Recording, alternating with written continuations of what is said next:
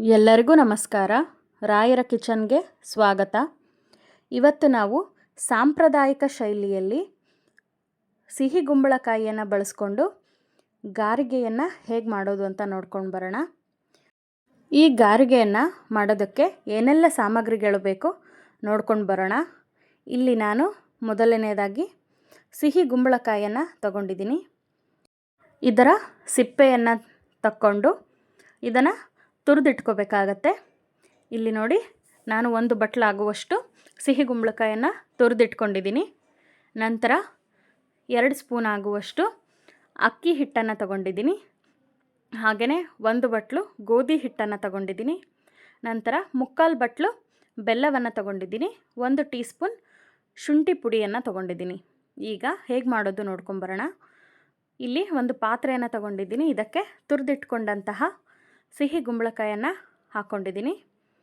ಇದಕ್ಕೆ ನಾವು 3/4 ಕಪ್ ಆಗುವಷ್ಟು ಬೆಲ್ಲವನ್ನು ತಗೊಂಡಿದ್ವಲ್ಲ ಅದನ್ನು ಹಾಕೋತಾ ಇದ್ದೀನಿ.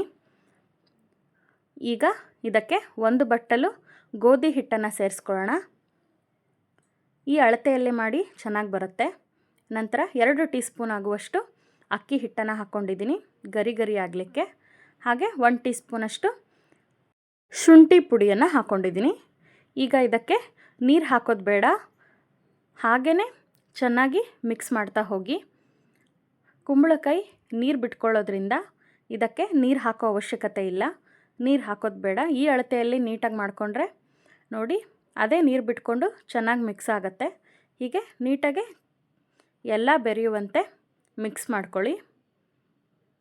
ಈಗ ನೋಡಿ ಎಷ್ಟು ಚೆನ್ನಾಗಿ ಮಿಕ್ಸ್ ಆಗಿದೆ. ಈಗ ಇದನ್ನು ಒಂದು 10 ನಿಮಿಷ ನೆನ್ಕೊಳ್ಳೋಕೆ ಬಿಡೋಣ. ನಂತರ ಇಲ್ಲಿ ಒಂದು ಬಾಣಲಿ ಇಟ್ಕೊಂಡು ಎಣ್ಣೆಯನ್ನು ಹಾಕ್ಕೊಂಡಿದ್ದೀನಿ. ಅದು ಬಿಸಿಯಾದ ನಂತರ ನಿಮಗೆ ಯಾವ ಶೇಪಲ್ಲಿ ಬೇಕೋ ಆ ಶೇಪಲ್ಲಿ ಗಾರ್ಗೆಯನ್ನು ಹಾಕ್ತಾ ಹೋಗಿ.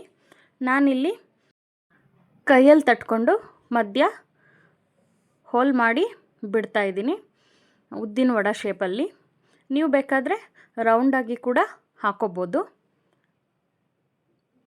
ಮಧ್ಯ ಮಧ್ಯ ಇದನ್ನು ಮೇಲೆ ಕೆಳಗೆ ಮಾಡ್ತಾಯಿರಿ. ನೋಡಿ ಎಷ್ಟು ಚೆನ್ನಾಗಿ ಕಲರ್ ಬಂದಿದೆ. ಈಗ ಇಷ್ಟು ಕಲರ್ ಬಂದರೆ ಸಾಕಾಗುತ್ತೆ. ಈಗ ಇದನ್ನು ಒಂದು ಪ್ಲೇಟಿಗೆ ತಕ್ಕೊಳ್ಳೋಣ. ನೋಡಿ ಎಷ್ಟು ಚೆನ್ನಾಗಿ ಬಂದಿದೆ. ಈಗ ಇದನ್ನು ಬೇರೆ ಪ್ಲೇಟಿಗೆ ತಕ್ಕೊಂಡಿದ್ದೀನಿ. ಈಗ ತಿನ್ನಲು ಗಾರ್ಗೆ ತಯಾರಾಗಿದೆ. ನೀವು ಒಮ್ಮೆ ಮನೇಲಿ ಟ್ರೈ ಮಾಡಿ, ತುಂಬ ಈಸಿಯಾಗಿ ಮಾಡ್ಕೋಬೋದು. ತುಂಬ ರುಚಿಯಾಗಿ ಕೂಡ ಇರುತ್ತೆ. ಸಂಜೆ ಟೈಮಲ್ಲಂತೂ ತುಂಬ ಚೆನ್ನಾಗಿರುತ್ತೆ ತಿನ್ನಲಿಕ್ಕೆ.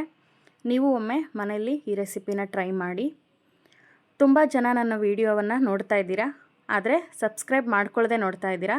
ದಯವಿಟ್ಟು ಯಾರೆಲ್ಲ ಸಬ್ಸ್ಕ್ರೈಬ್ ಮಾಡ್ಕೊಂಡಿಲ್ಲ, ದಯಮಾಡಿ ಸಬ್ಸ್ಕ್ರೈಬ್ ಮಾಡಿಕೊಂಡು ವಿಡಿಯೋಗಳನ್ನು ನೋಡಿ.